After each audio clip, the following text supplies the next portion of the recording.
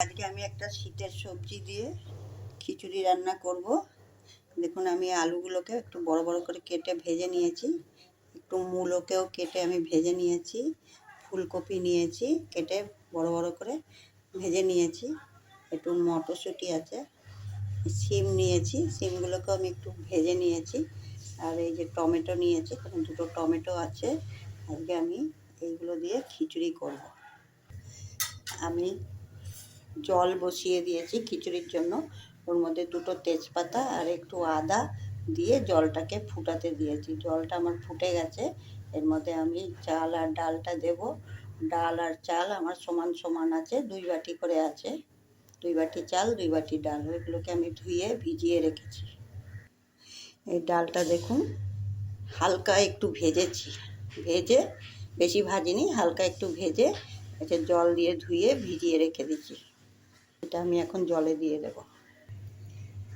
ডালটা দিয়ে দিয়েছি, এই যে চালটাকেও আমি ধুয়ে ভিজিয়ে রেখেছি, এই চালটাও এখন দিয়ে দিব। এটা গোবিন্দভোগ চাল।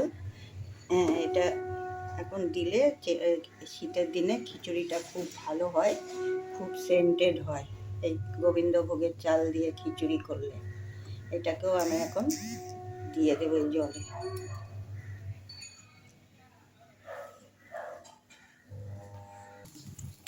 আমি এক কড়াতে সর্ষের তেল দিয়েছি, ওর মধ্যে 2-3টে তেজপাতা দিয়ে দিয়েছি, 3-4টে শুকনো লঙ্কা দিয়ে দিয়েছি। এটা ফোড়ন দিব খিচুড়িটা, এর মধ্যে 4টে কাঁচা লঙ্কাও দিয়ে দিলাম। এর মধ্যে আমি একটু পাঁচফোড়ন ফোড়নে দিলাম।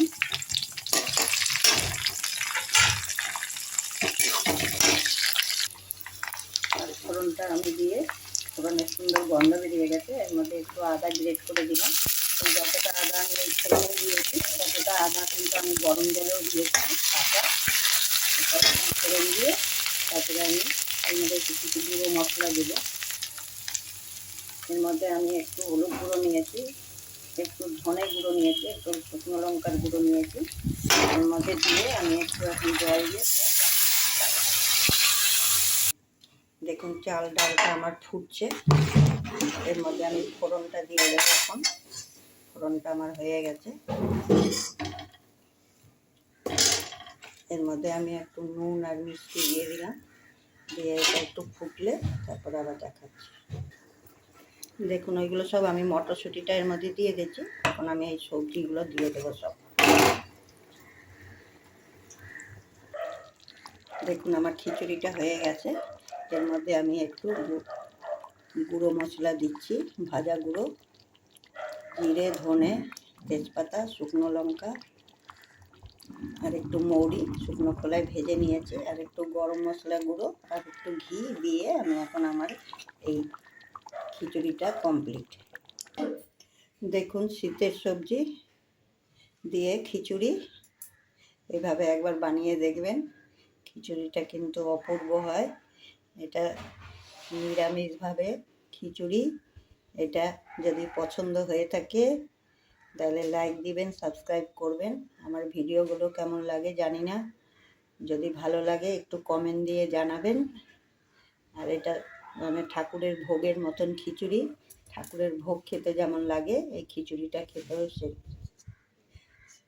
সেরকমই লাগে।